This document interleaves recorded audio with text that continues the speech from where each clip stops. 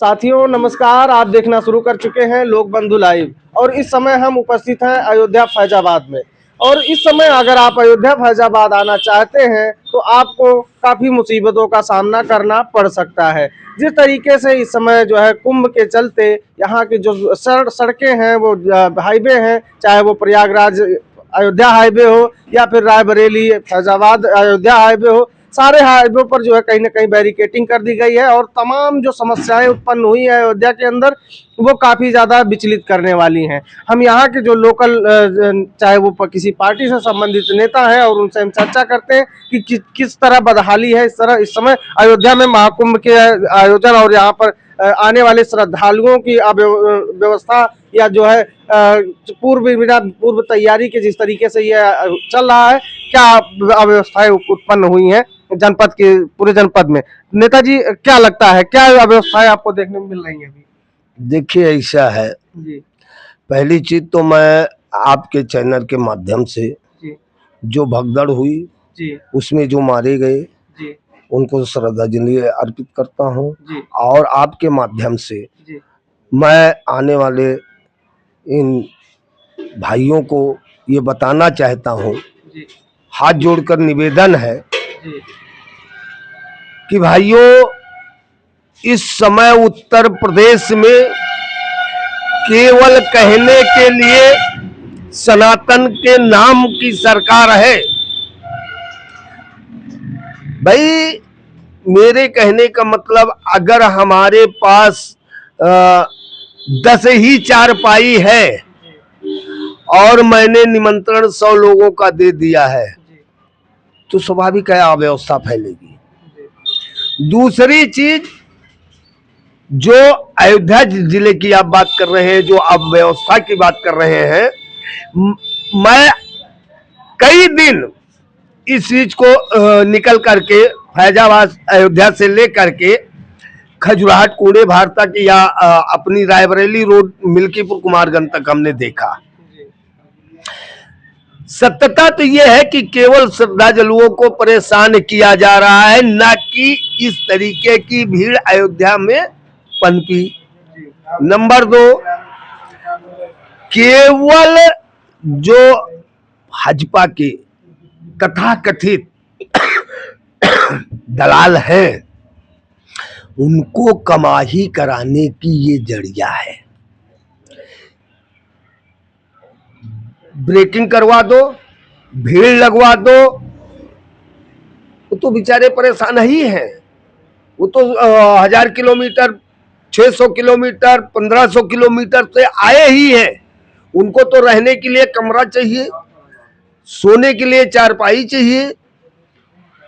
उसको यहाँ के लोकल लोग इतनी अव्यवस्था फैला दिए हैं, इतनी लूट मचा दिए हैं। सरकार कहती है हमने बहुत बड़ी व्यवस्था की है। अरे भैया आपने व्यवस्था की है तो इनको क्यों लूटा जा रहा है? एक कमरे के नाम पर 2,500, 3,000, 4,000 रुपए क्यों लिया जा रहा है? वहां तक जाने के लिए बाइकें लगाई गई हैं नाका से। मतलब कौन लोग लगा रहे हैं बाइकें? यहाँ के स्थानीय लोग लगा रहे हैं, जो पीला गौछा रख करके जय श्री राम का नारा लगाते हैं, वही आज श्रद्धालुओं को लूटने का काम कर रहे हैं। वो तो सुविधा दे रहे हैं, वहां पर बाइकें लगा दिए हैं, लोगों को वहां जो है पहुंचा रहे हैं। एक बाइक का 400 रुपए खर्चा ले रहे हैं। हनुमानगढ़ी नाका से अयोध्या धाम तक कितना पेट्रोल लगता है? मान के चलिए 14-15 किलोमीटर के आसपास होगा। 100 रुपए ले लो, 150 रुपए ले लो, 400 रुपए आप लूट मचा रखे हो। वो बेचारे इतनी दूर से आए हैं। एक तो प्रशासन उन्हें ऐसे ही परेशान कर रहा है, जहां 10 किलोमीटर का रास्ता है वहां 100 किलोमीटर उनको दौड़ा रहा है। जैसे आपने अभी चर्चा किया कि लोग एक रूम के 2,500, 3,000, 4,000 हजार रुपए ले रहे हैं, तो अरे तो वो होटल खोल के बैठे हैं तो वो तो लेंगे ना। अरे भैया एक चीज आप हमें बताइए, सरकार की क्या व्यवस्था है? सरकार की कोई व्यवस्था है इनको रुकने के लिए, इनको ठहरने के लिए?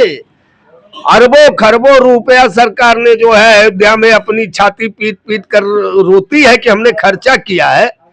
व्यवस्था क्या हो गई? क्यों इनको लुटवा रही है ये सरकार? तमाम नाइट स्टे और तमाम जो है यहाँ पर बहुत लोग रजिस्ट्रेशन करवा के चला रहे हैं, तो वो लोग तो पैसा लेंगे ही लेंगे जब रोकेंगे, तो इसी की व्यवस्था करेंगे। इतना महंगा एक एक दिन का 3-3, 4-4 हजार रुपए भाड़ा। चलिए वहां तो होटल है। आपको मालूम है परसों एक लड़का पकड़ा गया है तेंदुआ माफी में। 2,000-3,000 रुपए लेकर के और बाएं दरवाजे से जो है गाड़ियों को निकलवा रहा था। पुलिस गाड़ी वहां मिलिट्री ग्राउंड में रोकवा रही थी, तो वो लोग 2,000-3,000 ले करके और गाड़ी पास करवा रहे थे कि जाओ तुम अयोध्या जाओ। ये क्या तमाशा है भैया? वो तो रोक दिया गया, व्यवस्था ना फैले, वहां पर भीड़ ज्यादा ना हो, भगदड़ ना हो, किसी से अप्रिय घटना ना हो। हाँ सही है जी। उसकी जिम्मेदारी किसकी है? रोक दिया गया, ठीक है जी। फिर उनको लुटवाया क्यों गया? जिस लड़के को पकड़ा गया उसके साथ कार्रवाई क्या हुई? उन यात्रियों से जिनसे 2-2, 3-3 हजार रुपए लेकर के उनकी गाड़ियां निकलवाई जा रही थी जी। क्या उस आदमी के साथ, उस व्यक्ति के साथ कार्रवाई हुई? आया कोई प्रकाश में मामला? कहां से आएगा? जब वो आरएसएस के हैं तो मामला कहां से प्रकाश में आएगा? जी। आप ये जान लीजिए पूरी तरीके से केवल श्रद्धालुओं को लूटने का काम अयोध्या के अंदर हो रहा है, न कि उनके साथ कोई दया या बर्ताव किया जा रहा है। क्यों नेताजी सही कह रहे हैं? जी, जिस तरीके से इस बार कुंभ में अव्यवस्था देखने को मिली है, ऐसा कभी नहीं हुआ है। इसके पहले भी बहुत बार कुंभ लगाए गए हैं, लेकिन इतनी अव्यवस्था और लोगों को इतनी दिक्कत का सामना कभी नहीं करना पड़ा। यहाँ पे बार बार वीआईपी लोगों का आना हो रहा है और उनके लिए व्यवस्थाएं करके पूरा रोड खाली कराया जाता है, पूरा हाईवे खाली कराया जाता है और लोगों को थोड़े थोड़े पतले और सकरे लाइन में लगा दिया जाता है कि इसमें से आप जाइए। तो बहुत सारे लोगों को पतली जगह पे लाइन लगा दिया जाता है और वीआईपी लोग आते हैं उनके लिए पूरा रोड खाली करा दिया जाता है। इससे भी अव्यवस्थाएं फैली और लोगों को दिक्कत हुई। कांग्रेस के समय में भी बहुत बार कुंभ लगाया गया है। कांग्रेस के प्रधानमंत्री का सीधा सीधा आदेश था कि कोई भी वीआईपी ट्रीटमेंट कुंभ में नहीं मिलेगा, सारे लोग आम श्रद्धालु की तरह जाएंगे, चाहे वो मेरे घर का ही कोई ना हो। और इस तरीके की व्यवस्था की गई थी कि कहीं कोई अव्यवस्था नहीं फैली और कहीं कोई दिक्कत नहीं हुई। अच्छा, जिस तरीके से आपने देखा तमाम स्टेशनों पर जो भीड़ बढ़ गई है, तमाम रास्ते बंद कर दिए गए हैं, जगह जगह श्रद्धालुओं को भटकना पड़ रहा है, इससे क्या लगता है कि अयोध्या की छवि को नुकसान होगा कि फायदा होने वाला है? जी, जब वहाँ पे भगदड़ मची और तमाम श्रद्धालु मारे गए, तब इनको पता चला कि मतलब अव्यवस्था बहुत तगड़ी है, तो इन्होंने व्यवस्था के नाम पर गाड़ियों को रोकना शुरू किया और जो लिंक रोड है उन पे तमाम तरीके से डाइवर्ट करना शुरू किया। लेकिन यूपी की पुलिस जो है मतलब श्रद्धालुओं का जिस तरीके से सहयोग करना चाहिए, जो बाहर के प्रांत के लोग आए हैं उनकी तरीके मतलब जिस तरीके से उनको चाहिए कि सहयोग करें, वो सहयोग ना करके गलत रूट से डाइवर्जन कर रहे हैं। अगर वो पूछते हैं कि हमें हनुमानगढ़ी जाना है तो उनको दूसरे रूट पे बता देते हैं, मतलब किसी भी रूट पे उनको घुमा देते हैं। जैसे आपने भी देखा होगा कूड़े भार में भी कुछ दिन पहले की ही घटना है, मारपीट की गई श्रद्धालुओं के साथ, इसको किस तरीके से आप देखते हैं? यही है, पुलिस की ज्यादती है। जैसे अभी नेताजी ने बताया कि गाड़ियों को होल्डिंग एरिया बनाए और वहाँ पे रोकते हैं और कुछ लोगों को बैक साइड से जाने दे रहे हैं। तो जब इस तरीके की जानकारी श्रद्धालुओं को होती तो भी जाना चाहते हैं तो उनके साथ जबरदस्ती और मारपीट की जाती है। तो जैसा अभी आपने देखा, मैं लगातार अभी मैं अयोध्या जाने वाला हूँ और अयोध्या से भी खबर जान लीजिए। एक चीज आप बता दीजिए मुझे, सरकार श्रद्धालुओं की काउंटिंग तो कर लिया कि 50 करोड़ श्रद्धालु जो है स्नान कर चुके हैं, लेकिन मरने वालों की काउंटिंग नहीं कर पा रही है सरकार। अब उन्होंने बताया कि 17-18 लोग मरे हैं। आप एक चीज हमें बताइए, 30 लोगों को बताया उन्होंने। चलो ठीक है, मैं सरकार के इस आंकड़े को मान, जिस दिन हादसा हुआ 24 या 36 घंटे के बाद सरकार का ये बयान आया कि 30 लोग मरे हैं।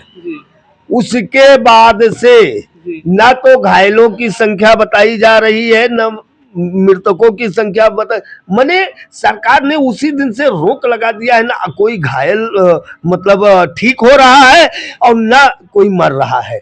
दूसरी चीज, क्यों पत्रकारों को पोस्टमार्टम हाउस से भगाया गया? अरे उन्होंने सुरक्षा के दृष्टिकोण से और तमाम जो है अफवाह ना फैले, इन सब चीजों के लिए रोक दिया। एक मिनट भाई, पत्रकार कब अफवाह फैलाते हैं? पत्रकार तो वही बताते हैं जो सत्यता होती है जी। उसी को तो पूछ रहा था, क्यों उसके साथ ज्यादती की गई, क्यों उसको धक्का दिया गया? मालूम है जेल भेजने तक की धमकी दी गई उस पत्रकार को। 8 लोगों को जेल भी, 7-8 लोगों को जेल भी भेजा गया, जो वहां पर तमाम यूट्यूबर और पत्रकार जो भी रहे हों। अब आप बता दीजिए, यही है सरकार का काम, यही है सरकार की व्यवस्था। यानी कि सरकार अपने हर मोर्चे पर विफल है। सरकार सत्यता तो यह है कि अगर नैतिकता हो तो सरकार इस्तीफा दे दे और इस्तीफा दे करके और विपक्ष से हाथ जोड़ ले कि भैया आप ही चलाओ, मेरे बस की बात नहीं है। जी, जैसा कि आपने देखा, इस समय मैं अयोध्या जनपद की ये ग्रामीण क्षेत्र में मौजूद हूं और यहाँ पर जिस तरीके से आप देख रहे होंगे, तमाम जो छोटे छोटे मार्ग हैं, एकल मार्ग हैं, उन पर बड़े बड़ी बसों को डाइवर्ट कर दिया जा रहा है, तमाम जगह बैरिकेटिंग कर दी गई और जो अव्यवस्था इस समय अयोध्या में फैली हुई है, एक एक जो यहाँ श्रद्धालु हैं उनको एक एक कमरे के लिए 2500, 3000, 5000, जिस तरीके से दलाली हो सकती है, एकदम लूटम लूट मची हुई है। यहाँ से रास्ते डाइवर्ट होने से, रास्ते बंद किए जाने से सुल्तानपुर जाने वाले यात्रियों को या यहाँ से जो जाने वाले बाहर निकलने वाले यात्री हैं उनको कहीं ना कहीं बस वाले भी लूट रहे हैं। 150, 200 रुपए भाड़ा लूटा जा रहा है। 150 रुपया सुल्तानपुर का भाड़ा आज हमारे सामने वसूला गया। इस तरीके की जो अव्यवस्था फैली है, इसके लिए कौन जिम्मेदार है, इस पर सवाल उठाना हमारा काम है। मैं सवाल उठा रहा हूं, आप लोग उसका जो है अपनी प्रतिक्रिया कमेंट बॉक्स में जरूर दीजिएगा। आपकी कमेंट का जो आपका जो प्रतिक्रिया है वो हमारे लिए काफी महत्वपूर्ण होती है और ऐसी ही तमाम और खबरों के लिए हमारे साथ जुड़े रहिए। मिलते हैं किसी और जगह से किसी और वीडियो में, तब तक हमें दें इजाजत। नमस्कार।